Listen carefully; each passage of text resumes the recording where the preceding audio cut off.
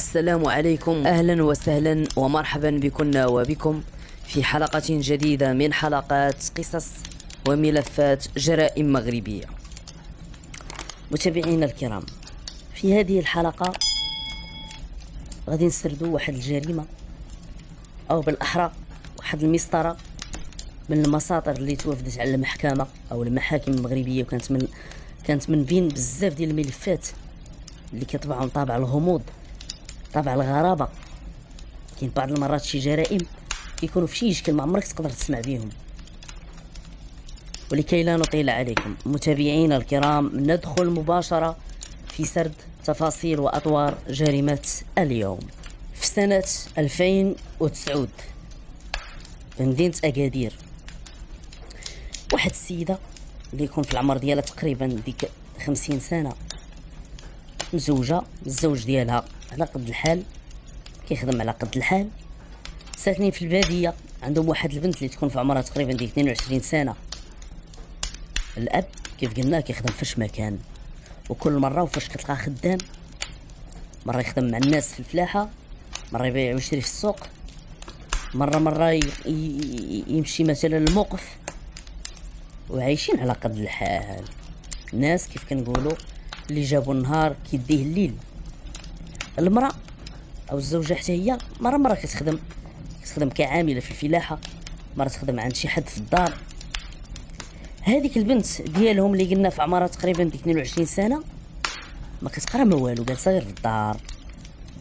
لقات هذاك الفراغ ديال ان امها خدامة وبوها خدام، ولقات الدار خاوية، والديها كيخرجوا الصباح ما يرجعوش العشية في غالب الأوقات، في غالب الأيام. تعرفت على واحد خينا اللي من نفس الدوار ديالهم، وتكونت بيناتهم علاقة، وتطورات العلاقة. ولما تنقول هذا المصطلح ديال تطورات العلاقة، راه بزاف ديال الناس غادي يفهموني شنو بغيت نقول. الناس ديال الدوار كلشي عارف بان هذه البنت عندها علاقة مع فلان. البنت كتستغل بعض المرات الغياب ديال امها وباها في الدار، تخرج تتلاقى مع داك خينا. واحد النهار جا واحد السيد عند باها، قال لي ودي راه ما كاين، ما نخبي عليك، راه كاين بنتك راها مع ولد فلان، وراه كلشي عارف هنا في الدوار، راه نتوما كتضلوا خدامين وهي راه تضل الدور هي وياه هنا في الدوار وكذا وكذا وكذا. السيد هذا الاب هذا تاكد باللي فعلا بنته عندها علاقه مع هذاك خينا. اش دار؟ شد بنته جلسها في الدار وحبس عليها الخروج نهائيا. قال لمرتو ما غادي تبقاي تخدمي ما والو، غتجلسي في الدار تقابلي هاد خيتي هادي، ما بقاش تخرج نهائيا. البنت ولاتي الا ما خرجتهاش امها ما يمكنش تخرج بوحدها نهائيا. الاب ديالها كان صارم في القضيه. داز تقريبا واحد الشهر، والدين هاد البنت هادي غادي يكتشفوا بان بنتهم حامله. مشاو للدار عند والدين هذاك الولد، قالوا لهم ودي ولدكم راه خصو يدير معنا شي حل، راه البنت راه حامله من ولدكم وكذا وكذا. الولد لما سمع هاد الهضره ابات ما صبح، هز حويجاتو وزاد، غبر خرج من الدوار، ما عرفوا فين زاد. والديه ولاو فين يجيو عندهم هاد الناس كيقول لهم ديروا معنا شي حد، كيقول لهم ودي راه ولدنا حنا رحنا ما عرفناش فين زاد، راه من هذاك النهار فاش جيتو عندنا هز حويجاتو ومشى. بقات الامور غدا هكا حتى لواحد النهار البنت ولدات واحد البنيه، ولكن مع الاسف البنيه تزادت بخير وعلى خير، ولكن امها ماتت. تزادت البنت ماتت امها، وبقات هاد الرضيعه هادي عايشه مع جداها، الام ديالها وجدها هما اللي تكلفوا بها. ولكن هنا غادي نشير لواحد النقطه، هي ان هاد الرضيعه هادي ما تزادتش طبيعيه. البنت مريضه، عندها اعاقه في الجسد ديالها، ولما غدا تكبر شويه غادي يكتشفوا الجد ديالها وجدها، غادي يكتشفوا بان البنت مريضه حتى عقليا، عندها خلل عقلي. ولكن رغم ذلك جدها وجدها ما تخلاوش عليها وما سمحوش فيها، وكبروها وتهلاو فيها. بقات الامور غدا هكا حتى لواحد النهار الجد ديال هاد البنيه توفى، مات. وهاد البنيه هادي في هاد الوقيته اللي توفى الجد ديالها كانت في عمرها تقريبا شي 14 سنه. لما توفى الجد الجده غادا تتحمل مسؤوليه كبيره وكبيره بزاف، لان الجد هو اللي كان كيخدم، كيخرج يخدم وهي كتقابل البنت، لان البنت كيف كده مريضه جسديا وعقليا، ما كاينش اللي غادي يقابلها ليهم. دونك الزوج او الجد بالاحرى هو اللي كان خدام عليهم. لما توفى هو، هاد السيده هادي شكون اللي غادي يصرف عليها؟ لا هي ولا الحفيده ديالها. تكلفوا بعض الناس تما من الدوار، ولاو كل واحد في الاسبوع كيعطي شي بركه وكيجمعوا يعطيوها ليها. مره يتعاونوا مع الجيران والمحسنين. على اي هاد السيده هادي ولاو كيجيو عندها بعض النساء ديال الدوار كيجبدوا مع هذا الموضوع هذا، كيقولوا البنت راه خصك تجري بها، خاصك تديها تزوريها مولاي ابراهيم مولاي كذا مولاي كذا، راه شحال من وحده كانت هكا وجراو بها والديها وراه صحات ولات بخير. هاد الجده هادي مسكينه من قلة حيلتها وامراه اميه ما عارفه والو، كيسحب لها بصح. الا بدات كدور على السادات والرقات راه البنت تقدر تولي بخير. مع الاسف بعض الناس العقول ديالهم فارغه، بعض الناس كيستغلوا العقول الفارغه وكيبقاو يحولوا بشي افكار. سير المولى ابراهيم، سير عند الراقي فلان، سير السيده مريضه عقليا، عندها مرض عضوي ومرض جسدي. وبالفعل السيده بقات كل مره غادا لهاد السيد، غادا لعند هاد الراقي، غادا هنا غادا هنا غادا هنا، ولكن البنت غيه ما تبدلات فيها حتى شي حاجه. فما يقولوا لها شي ولي صالح غتمشي ليه، ولكن ما تغير والو. البنت هي باقه مريضه جسديا وعقليا. حتى لواحد النهار اشنو غادي يوقع؟ هاد الجده هادي كانت كدوش لهاد البنت، وهي تلاحظ واحد القضيه اللي ثارت الانتباه ديالها. هاد البنت هادي اللي مريضه مسكينه، هاد الحفيده نحيفه في الجسم ديالها. الجسم ديالها كيف كنقولوا حنا رقيقه بزاف. جداها وهي كدوش لها في الحمام ديال الدار لاحظت بان البطن ديالها منتفخه. السيده دخلها الشك، لأن بحسب ما لاحظت ان الكرش او البطن ديال البنت واخده واحد الشكل كانها حامل. الجده بغات تقطع الشك، قالت اش غندير؟ غنديها للمصحه. وبالفعل دات المصحه ديال الدوله، وهنا كانت الصدمه. اكدت لها الطبيبه بان البنت حامل وفي شهرها الرابع. البنت حامله ب4 شهور.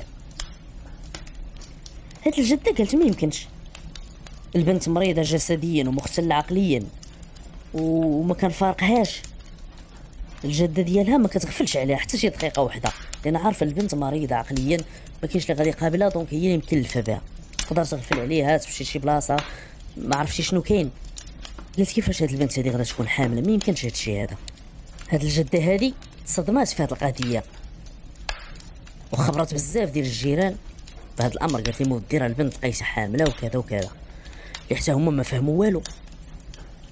السيده كتقول لي مودي انا البنت راه ما كنخليهاش بوحدها، حتى دقيقه ما كنخليهاش بوحدها.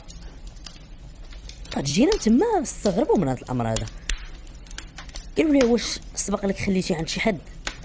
كتقول لي مودي ما عمرني خليتها عند شي حد نهائيا، وما كيجي عندي حد للدار، وفين ما مشيت كنديها معايا. اذا هاد البنت هادي شكون اللي حملها؟ هادشي مفهومش. السيده بقات كتفكر، والجيران حتى هما كيمليو عليها في الافكار، حتى قررت انها تمشي للدرك الملكي. بالفعل مشات للمركز عند الجدرميه ودات معاها البنت، دات معها ديك الشهاده الطبيه. الجدرميه استمعوا للاقوال ديالها تفاصيل. قالت لهم سيدي هاد البنت راها الحفيده ديالي، وراها امها ولدتها وماتت، وهانتوما كيف كتشوفوا سيدي راها مريضه مسكينه، ولكن راني دوزت ليها وقالت لي الطبيبه بانها حامل. عطاتهم شهاده طبيه المسلمه من طبيبه الدوله اللي كتفيد بان البنت حامل. هنا الجدرميه سمعوا الاقوال ديالها وقالوا لها شوفي لالا حنا ما عندنا باش غادي نفيدوك في هذه القضيه هذه، الحل الوحيد اللي عندك هو تمشي للمحكمه، وتما الا كنتي كتشكي في شي حد راه غادي يعطيوك ورقه جيبيها لينا ونخرجوا معاك نجيبوا هذا اللي كتشكي فيه. ولكن السيده راه لحد الان ما كتشك في حتى شي حد، لان هي ما فاهمه والو، ما عارفاش شنو واقع. ما هادشي هذا صدمها بزاف، وكتاكد للدرك الملكي والجيران كلشي كتاكد لهم، كتقول لهم بان الحفيده ديالي راه ما كنغفلش عليها حتى دقيقه وحده، فكيفاش هاد البنت هذه غادا تحمل؟ على اي السيده مشات للمحكمه بالفعل كيف قالوا لها الجدرميه، وفي المحكمه حكات لهم نفس الامر، ولكن الهضره اللي قالها القاضي هي نفس الهضره اللي قالوا لها الجدرميه. قال لها مادام انت ما كتشكيش في شي حد، احنا ما عندناش باش غادي نفيدوك، ما عندناش باش غادي نفعوك. السيده رجعت للدار ديالها وبقات في حيره من هذا الامر، تقول شكون دار هذا الشيء؟ ما يمكنش. حتى جات عندها واحد السيده من نفس الدوار وتناقشوا في هذا الموضوع هذا، وكلمه مني كلمه منك، معلومه مني معلومه منك، وما يتوصلوا لواحد المعلومه. وقالت لها دابا انت واش ما عمرك ديتي البنت عند شي راقي او شي فقيه؟ قالت لها ديتها شحال من مره عند واحد الراقي هنا في المدينه. قلت لها ويوا، ومني كيكون كيرقي في البنت كتبقاي معاها انت؟ هنا هاد السيده هاد الجده تفكرت واحد القضيه، تفكرت باللي هذاك الراقي اللي كانت كتمشي عنده كدي عنده البنت كانت كتكون معاه الزوجه ديالو، الراقي معاه الزوجه ديالو، ولكن في واحد الوقيته ولات كتمشي عنده كتلقاه غير بوحدو، ما كتلقاش معاه مرتو، ياخذ من عندها البنت كيخليها هي كتسنى على برا. هاد القضيه خلاتها ترجع مره اخرى لعند القاضي وقالت لي سيدي راني كنتهم واحد الفقيه كيدير الرقيه للناس في المدينه، وراني كنت ديت عنده البنت، وشرحت لي كل شيء بالتفاصيل. قالت لي ودي انا راه المره الاولى كنت كنمشي عنده كنلقى الزوجه ديالو وانا كنبقى على برا، ومرتو كتدخل معاه لما تيرقي البنت. قالت لي واحد الوقيته وليت كنمشي عنده ما كنلقاش معاه الزوجه ديالو، ولا كيرقي البنت غير بوحدو. شرحت بالتفصيل للقاضي وعطاتو كل شيء، عطاتو المعلومات كامله. القاضي عطاها ورقه قال لها غادا ديها للجدرميه ديالكم، راهما غادي يخرجوا معاك يجيبوه. وبالفعل الجدرميه لما سلمتهم الورقه خرجوا معاها، مشاو معاها وراتهم هذاك الراقي فين كاين. ولكن هنا شنو غادي يوقع؟ الجدرميه لقاو هذاك الراقي ما بقاش خدام تما وما بقاش ساكن تما، لقاو في واحد الدار هبط عندهم واحد السيد قال لي ما سيدي هذاك الراقي اللي كتسولوا عليه راه كان كاري عندي هنا، هذا المحل هذا كان ساكن فيه وخدام فيه، ولكن راه طلق الكرا دابا شي شهر ونص، دابا باش طلق الكرا تقريبا، وراه يمكن رجع لبلادهم حيت هو من الاصل ديالو راه من الصويره. وعطاهم نسخه من البطاقه التعريف الوطنيه ديالو. قال لي ما سيدي راه عندي نسخه من بطاقه التعريف ديالو، لان لما تنكري شي حد كناخذ من عنده المعلومات الشخصيه. وعطاهم حتى نمره التليفون ديالو، نمره التليفون ديال الراقي. الجدرميه اتصلوا به، السلام عليكم. السلام، تا هو فلان؟ قال لي هي هو انا. قالوا لي معك الدرك الملكي ديال مدينه اكادير. قالوا لي الله يخليك لازم تجي عندنا في اقرب وقت ممكن. قال لي واخا.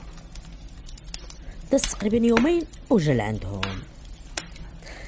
جا عندهم المركز، عيطوا على هذيك السيده هذيك الجده حتى هي جات المركز. قالوا لها ودي هذا بحسب المحضر اللي حروا الجدرميه، قالوا لها ودي انت هاد السيده هذه راه كتهمك باغتصاب الحفيده ديالها، كتقول باللي انت اللي حملتيها. هذا الراقي هذا السيد قال لي ما ودي هاد الشيء هذا راه ما يمكنش، راه مستحيل توقع شي حاجه بحال هذه.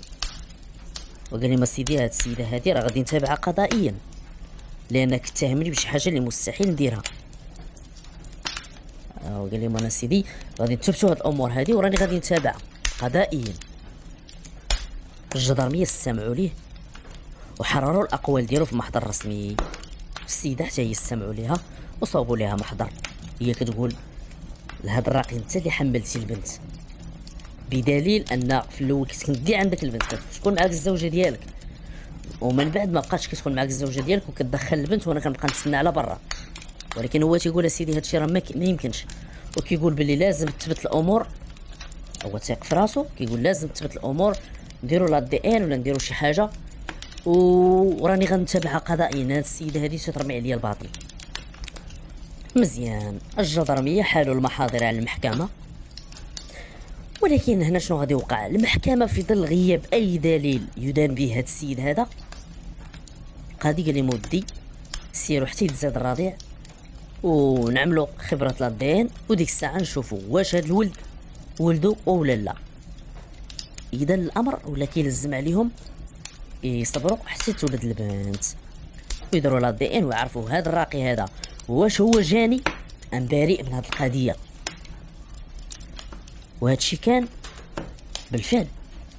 حتى ولدت البنت، عاودت السيده تقدمت للمحكمه اللي غادا تستدعي الراقي وحالته على الطبيب الشرعي الطبيب المحلف لدى المحكمه.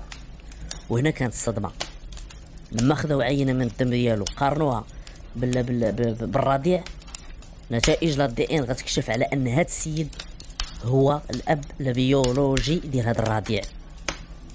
كانت الحجه دامغه، الحجه ثابته. الراقي هو اللي تكرفس على البنت، اغتصاب المؤدي الى افتضاض ثم الحمل. الراقي لما تمت المواجهه ديالو بهذا الدليل وثبتت لي المحكمه بانه هو الاب البيولوجي ديال هذا الرضيع، اش قال لهم؟ قال لي سيدي دابا اللي عطا الله عطاه، انا قادر نتحمل المسؤوليه، وهاد البنت هذه راني غادي نتزوج بها بالقانون وعلى سنه الله ورسوله وكذا وكذا وكذا. قال لهم انا كنعترف بان هذاك الولد راه ولدي. ولكن المحكمه ما قبلتش لي هاد الهضره هذه، قبلتش لي هاد الهضره ديالو، لان البنت مريضه جسديا وعقليا وغير مؤهله للزواج. هاد البنت هذه مريضه ما تصلحش للزواج، ما عندهاش الشروط، ما عندهاش المؤهلات ديال الزواج، رغم انه دار محامي اللي كيدافع عليه، ولكن القانون صارم في مثل هاد الامور. اشنو غادي يدير؟ غيتزوج بوحده غير مؤهله للزواج، غيدير بها العقد ومن بعد يطلقها. وراه هذه الخطه اللي كانت عنده. غادي يتحايل على القانون يقول لهم سيدي انا دابا غلطت واللي عطا الله عطاه، وانا تنعترف بولدي، وانا هاد السيده غادي نتزوج بها، ويتزوج بها ويطلقها. كانت هذه الخطه اللي باغي يدير. وهذه خطه كيديروها بزاف ديال الناس. كيغتصب شي قاصر وكتحمل منه، كيمشي يدير محامي. المحامي كيستغل واحد الثغره في قانون مدونه الاسره، واللي هي الماده 16 المتعلقه بثبوت الزوجيه، واللي ما هي الا ثغره او تحايلا على القانون. وهذا الشيء فطنوا به القضاة. واحد كيمشي يغتصب شي وحده، ولما تدعيه وتثبت في حقه بانه حملها وكذا وكذا واغتصبها، تقول لهم سيدي ثبوت الزوجيه نتزوج بها انطلاقا من الماده 16 من مدونه الاسره. ولكن هذا الشيء هذا ما بقاش. القضاة والناس ديال العداله فطنوا بهذه الامور هذه وتحيدات هذه القضيه ديال التحايل على القانون. دابا ولا اللي اغتصب شي قاصر، كنهضر على القاصر اي البنت اللي دون السن 18، اللي اغتصب شي بنت كيمشي للحبس 15 سنه. شوف هذا الراقي هذا قاري كتاب الله وعارف بالدين وعارف بامور الدين والقران والسنه وكذا وكذا، ودار جريمه كبر من راسو، دار جريمه كبر من راسو. سيد مزوج بوليداتو بكذا كذا، وشوف اشنو دار. ما عرفتش انا كيفاش كان كيفكر في هذيك اللحظه، ولكن يبدو انه انسان جاهل وانسان مستغل ولا علاقه له بالدين نهائيا. الدين بريء منه بحال هذا السيد هذا. باش نقولوا شي حد اللي ما فاهم والو في الدين، ما قاري قران، ما كذا ما كذا، انت قاري كتاب الله وعارف هنا وعارف هنا وعارف هنا، درتي هاد الجريمه. هذا بين قوسين حيوان. غادي تقدم للعداله وغادي تحكم ب 15 سنه. البنت قاصر مريضه، اغتصاب افتضاض حمل، نزلوا عليه ب 15 عام ديال الحبس، باش تكون عبره ودرس لكل واحد كيتلاعب باجساد بنات الناس. كون غير شي وحده اللي نقولوا صحيحه وبالعقل ديالها، والسيده في الوعي ديالها، السيده مريضه عندها اعاقه جسديه وعندها اعاقه ذهنيه، السيده ما تعرفش تفكر، ما تعرفش تهضر. والرساله اللي نبغي نوصلها من خلال هذه المسطره هو انه كاينين امراض عضويه، كاينه امراض روحيه. الامراض العضويه ما تنفعش معاها الفقيه او الراقي، كيلزمها الطبيب، كيخصك تمشي عند الطبيب. والامراض الروحيه كيلزمها الايمان القوي بالله سبحانه وتعالى. بحال هاد السيده هذه كتجري بالحفيده ديالها في الاضرحه والسادات، وهذا الراقي وهذا الراقي وهذا الفقيه وهذا الفقيه. شنو زعما بغات البنت ترجع بخير وعلى خير؟ ما يمكنش، ما يمكنش. السيده مريضه عقليا، السيده مريضه جسديا، ما يمكنش الراقي غادي ينفع في شي حاجه، اولا حتى السادات ما يمكنش غادي ينفعوا في شي حاجه. حتى الناس اللي كتمشي عند الرقات الله يجازيكم بخير، راه الا كنتي قاري غير شويه، شكون عندك غير الخامس ابتدائي ولا الرابع ابتدائي، وكتستطيع انك تفك هذيك الرموز وهذيك الحروف الابجديه، راه انت تجعل من راسك انت هو الراقي ديال نفسك. انت كتعرف تقرا القران، قراه انت اخويا على نفسك، علاش غادي تمشي عند الراقي يقرا عليك؟ شنو الفرق؟ ما فهمتش. وغير باش نكونوا واضحين، راه الاغلبيه ديال الرقات، اغلبيه ديال الرقات هذا الوقت، كنقول الاغلبيه ماشي كلشي، والله ما كاين غير النصب، والله ما كاين غير النصب، راه كنصبوا على عباد الله. كيمشي يحفظ واحد 10 الصور من القران، ويحفظ بعض الاذكار والادعيه، ويلبس جلابه ويقول لك انا راقي، انا تندير رقيه للناس. وهاد المشاكل تفاقمت مؤخرا بزاف، ولات جزء من القضايا اللي كتعالجها المحاكم سنويا. مابقاش غير جريمه القتل والنصب والسرقه والاغتصاب وكذا وكذا وكذا، ولاو حتى هاد المشاكل ديال الرقات، واللي كطالع على التقرير السنوي اللي كتصدر وزاره الداخليه، واللي كتحصر فيه النسب المئويه ديال حوادث السير والجرائم القتل وكذا وكذا وكذا وكذا، راه غادي يعرف شحال كتشكل هاد الجرائم وهاد النوع دي من الجرائم ديال الرقات، شحال كتشكل بالنسبه المئويه من مجمل الجرائم اللي كتوقع في المملكه. اللي نرتقي بالعقول ديالنا شويه ونعرفوا بان الراقي ديال نفسك راه هو انت اللي غادي ترقي نفسك. ونحاولوا نكونوا شويه بالعقل ديالنا، راه ماشي شي انسان مريض عقليا او نفسيا نبقاو نجريو به عند الراقي ولا عند الاضرحه وتزور السادات وكذا وكذا. هادشي في الجاهليه. اما دابا الناس ولا الطبيب النفسي كتمشي كدير جلسات مع الطبيب اخصائي في علم النفس، مريض اخويا كيضرك الكيلي ديالك، كضرك شي حاجه، سير للطبيب. هذه امراض عضويه، نفرقوا بين الامراض الروحيه والامراض العضويه. الامراض الروحيه خويا كتداوى بالايمان القوي بالله سبحانه وتعالى، باش نكونوا واضحين وضوح الشمس. وهاد الهضره اللي تنقول لك ما يقدر يقولها لك حتى شي واحد اخر. هذه نصيحه لوجه الله، اتقوا الله في انفسكم. لا ما تديش بنتك عند الراقي وتخليها معاه. هذا الراقي هذا لو كان كيفهم في الدين راه غادي يمشي سيرين على مبدا وما خلا رجل بامراه الا وكان الشيطان ثالثهم. علاش اخويا غادي تبقى مع البنت غير انت وياها؟ فين هو الدين؟ الانسان يخدم شويه المنطق. وكنتمنى هذه الجريمه، لأنها تنسميها جريمه وجريمه شنعاء، كنتمنى الرساله تكون وصلات. ودائما في هذا الموضوع هذا تذكر بانك انت راقي نفسك.